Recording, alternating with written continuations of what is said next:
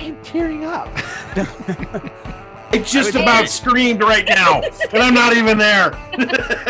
Now that's inspirational, Natalie. I feel inspired today. Part two of this. I could be here for another hour. And then I was at the top of my class. There were only two of us, and the other guy was in the hospital. So here I am. And I always go, he winds up homeless on the street. It's my fault.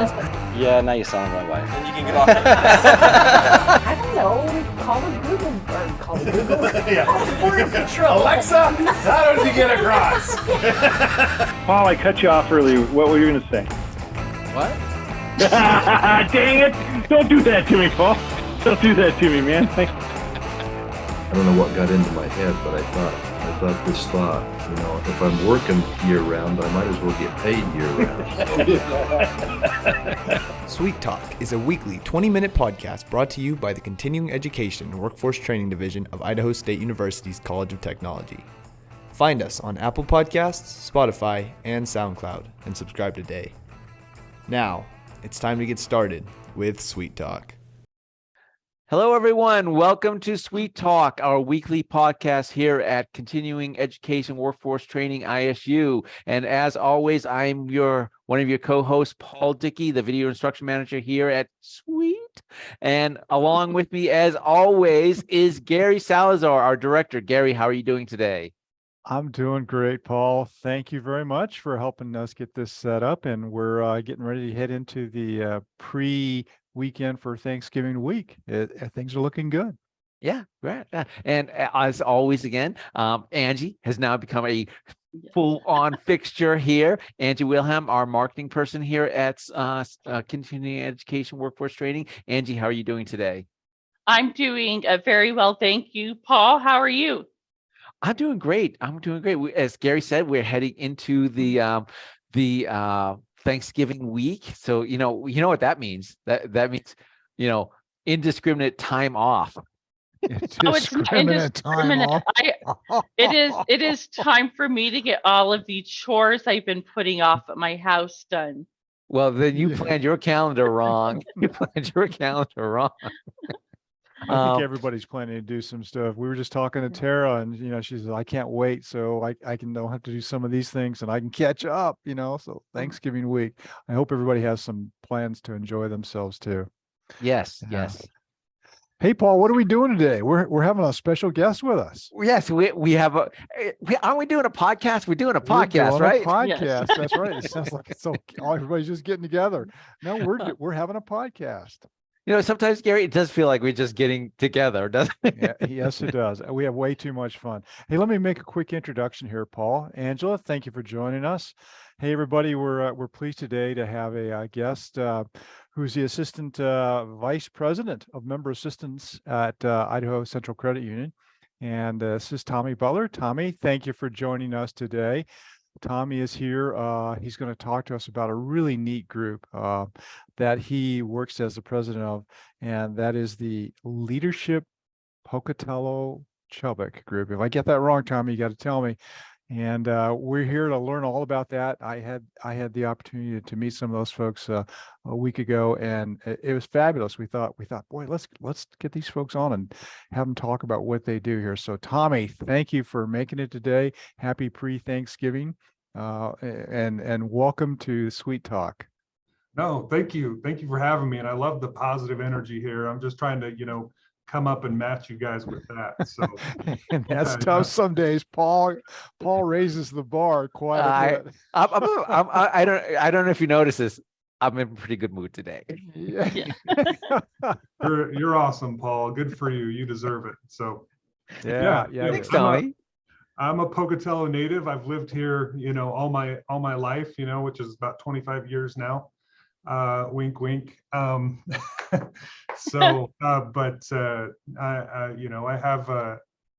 married, and I have 4 young boys. Some days I think that might be a little bit too much. They keep me going, but we have fun with all their football and basketball and pillow fights and everything that brings. Oh, how cool. Yeah, very cool. And then, like you said, I work for Idaho Central Credit Union. I've been here for 16 years now. Wow. And I work with a team that works with our members on kind of financial health. We do credit counseling, we do budgeting, we do modifications for people that might be struggling, try to help get them back on track with their financial lives. And it's an honor to be able to help our members in that way. But absolutely.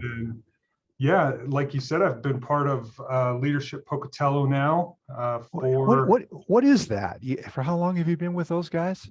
So this is I don't know, I lose track, but this is my 6th or 7th year with Leadership Pocatello. I went through as a student, and I'll talk about kind of that program here in a minute, but I started volunteering, creating some content to deliver in the ways of professional development. We call it our curriculum section.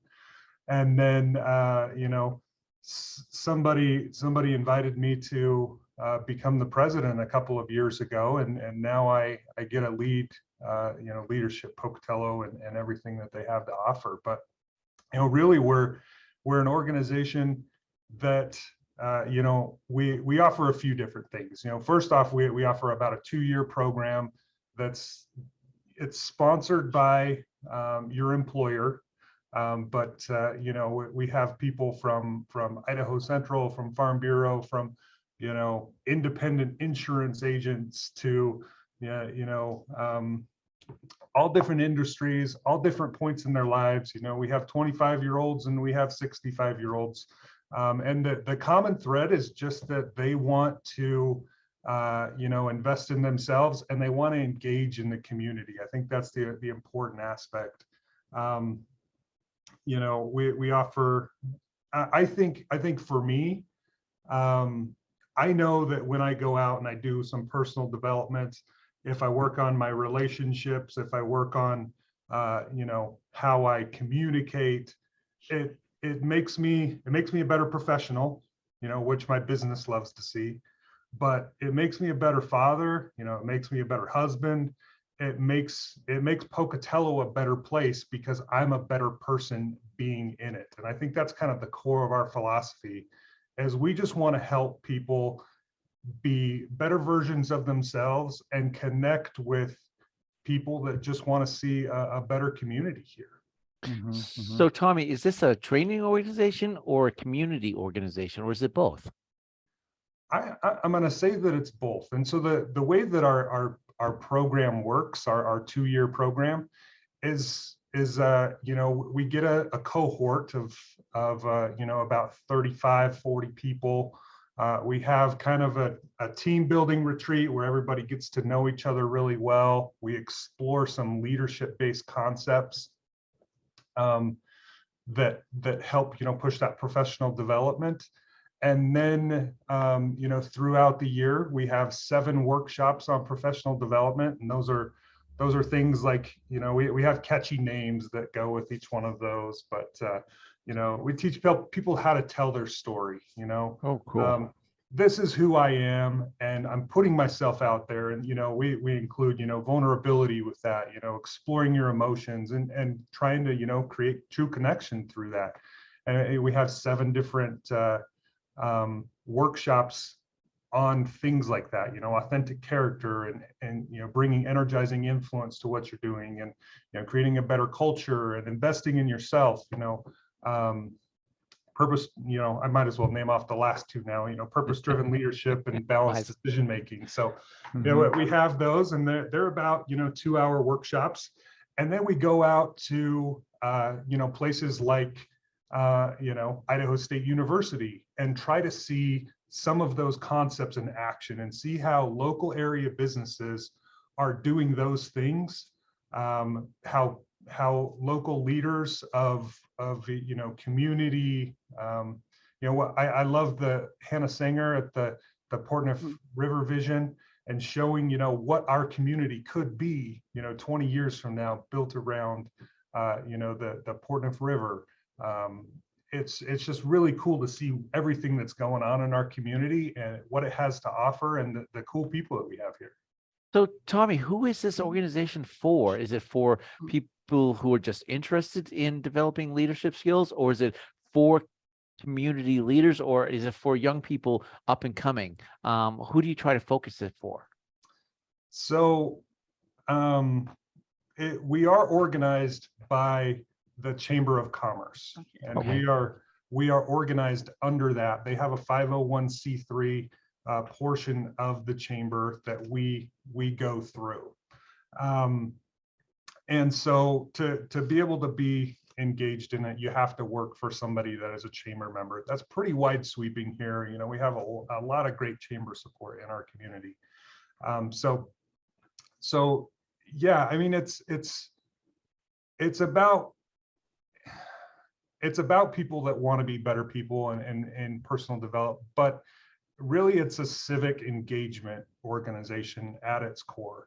You know, you don't have to be a leader in your organization or a manager that our society kind of intermingles those two a lot of the times. You just want to see a better future and vision for our community and be willing to engage with other people. And we have a lot of our students or participants that go on and volunteer for Rotary or Kind Community or the United Way, and they serve on those boards, and they get engaged and really they go out into the community and do what it is that they're passionate about to keep us all moving forward.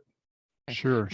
And the title of the organization is Pocatello Chubbuck, but is that where you draw from, or like Income's right next to us? If somebody in Income heard about this, would they be eligible if they joined the chamber or the organization was part of the chamber? Yeah. So as long as they're part of the chamber, we have folks that come in from the casino hotel and on the reservation. From we have participants from Blackfoot. I'd like to see a lot more of that, because I think one of the core benefits of our foundation, of our organization, is that we have so much diversity, and you have a sole proprietor business owner that's able to meet with somebody that works at Idaho Central, where we have thousands of employees, and we get to see the differences and the challenges and the needs of other people around us, and that diversity, I think, is a key element. So we'd love to see more people in those areas. Right. Yeah.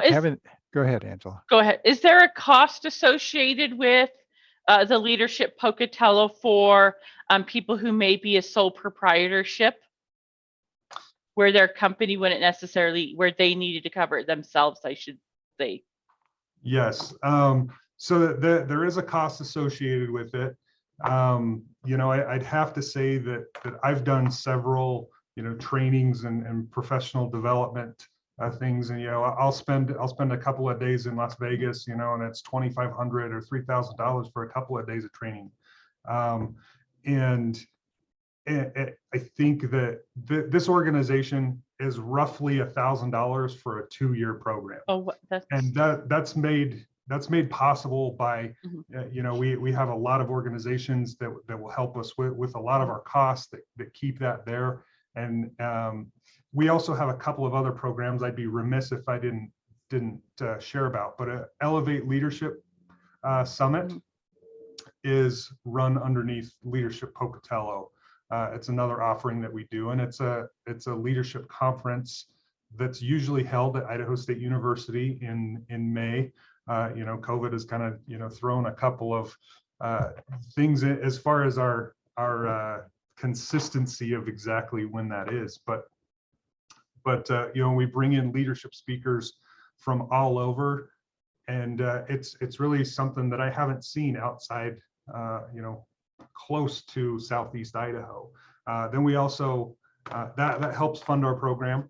And then we also have a youth program that's really kind of probably targeted towards, sophomores and juniors in high school, where we do kind of the same thing. We talk about some of the same concepts. We take them out to, ISU, to, School District 25, to Simplot, to these different areas that help them kind of build their vision of, or their understanding of really what our community is, and a lot of them, kind of help find themselves along the way, and they find something that interests them and keeps them moving forward. So really, we do kind of a lot of things that throughout those 3 programs, but the cost for the adult program is roughly $1,000. We've got to go through and look at our tuition cost for next year, so don't quote me on that. But in regards to value that's created, you're going to pay a lot more for professional development, and that's just based upon our community partners that want to see these people grow and develop. Sure. I in some cases we see, I think the chamber has some leadership programs. This sounds aligned with some of those where someone will go through some leadership training, but then they're expected to take over a committee, or they're expected to help lead something else in there as part of the give back. I mean, when people come through this program for 2 years, at the end of the 2 years, are there expectations of those who've come through? Do we want them to go do something else, to take over a committee? Do we ask of that? Are there any expectations? Yeah, so the first year, I think I did a pretty good job explaining that. The second year is kind of a diplomat year where, there is some expectation of engagement, through a point system that you can serve on a chamber committee, but you can also go serve on a non-related chamber board. Really, the hope is just that you get out into our community and you're doing what you can to help move us forward. I think we're privileged to go through a program like this, and it's the opportunity to keep that rolling, keep that moving forward.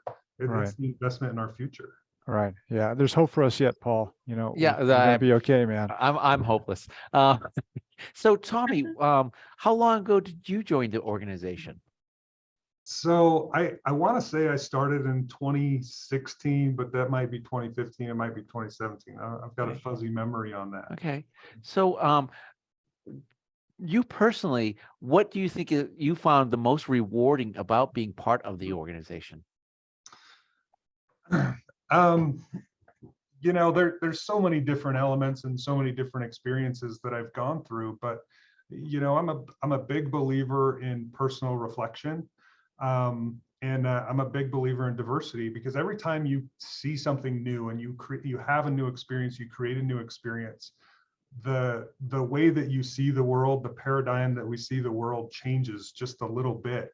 And I've had so many of those. And I'd say that most of the friends that I have now, some of my best friends, I've met through leadership. So you've been here for 6 to 7 years, and you've moved into a vice president's role. Along that time, have you seen this program grow? Are you getting a lot more people now than when you were first there? Has it evolved? It's evolved pretty immensely.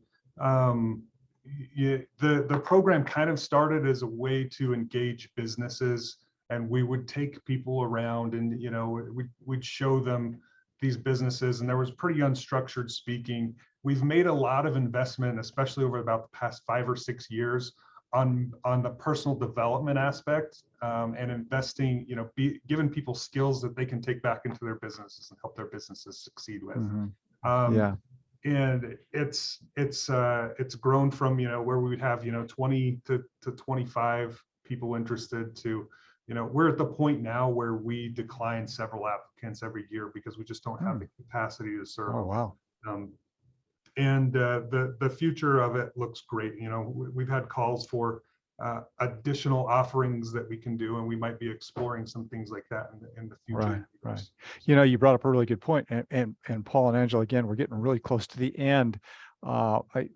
Tommy, I'd like to give you the opportunity, while we still have you here, to say something to anybody who's listening out there who sees this podcast. If they want to learn more about the group, or if they want to contact somebody on that, how would they do that to get more information or to apply? Yeah, so if you're interested in applying, applications usually open around the second quarter. So, around March or April, keep your eye out for something like that. Go look for our Leadership Pocatello Facebook page and follow us there. We keep a lot of announcements going out there. You can definitely contact the Chamber of Commerce. We have, and if you're not a chamber member, it can be something that brings a lot of value and benefit too. We take new chamber members as part of the leadership application too. It's a phenomenal growth experience. We've had some people that have lived all around the world and they moved to Pocatello and they have this idea in their mind, like, that Pocatello is just not that great of a place, that it's not that safe of a place. And they've joined our program and they've come out the other side and they've said, I don't ever want to live anywhere else. They've just created such a great community and connection here, and they love it. It's so amazing. So if it's something that you can do, talk to your employer, see if it's something that they'd be willing for you to participate in. Contact the chamber and check us out on Facebook. Awesome. Paul, it seemed like you had a question, a burning question you wanted to ask. I was just agreeing with Tommy, because I moved here almost 20 years ago, and Pocatello is my home now, and this is where I am. And I came from the Boston area, so I definitely agree with that sentiment in many ways. Well, you guys may not have heard it, and thank you for getting that in, Tommy, but the timer went off. So it was perfect on timing for everything else. Angela, Paul, I don't know, do you have any last minute questions that we wanted to get out to Tommy before we close this up? No, I think you asked everything I was going to ask, Paul and Gary. Okay. Well, I have a question. What is it?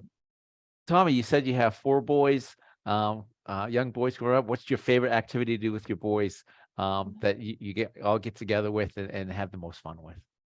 We're a big football family. I coach sometimes 1 or 2 football teams at a time. We do flag football. On Sundays we do the pick'ems, and everybody picks the games, and the winner gets $5. I never get $5 anyway, but I give the winner $5. It's just it's what we do. We love to go out there and cheer and watch a good that's a cool activity. That's really good for family and all. You don't know Scott Stevens. He also does something similar, coaching football, I think, with his family, his kids. There's so many of you guys out there doing all the football stuff. That's great. Yeah. By the way, hey, well, go thank Bengals you. Tomorrow. Go Bengals. Oh, yes. Bengals.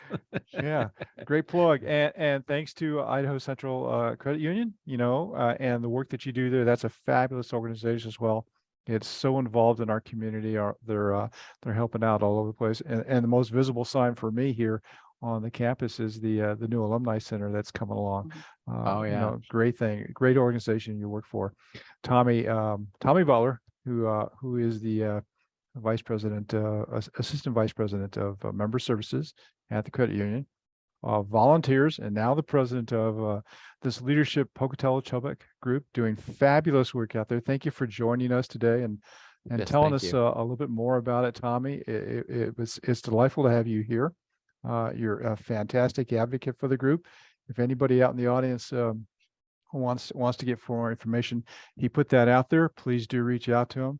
I love the opening about we just want to make things better.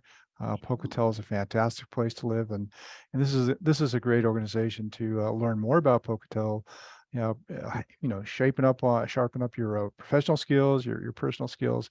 Fantastic to have you doing that, Tommy. Thank you so much. Yes, thank Paul, you. Angela, thank you for joining us. I think we need to wrap this up. We're going to wrap it up. Yes.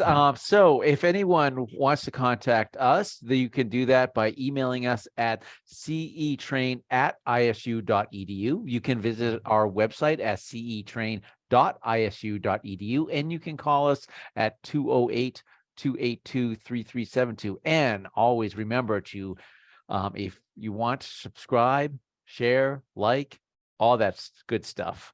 Gary, thank you so much. As always, Angie, always a pleasure so much. And Tommy, thank you again. Thank you for having me. Okay, everybody, you all be safe out there. Have a great Thanksgiving.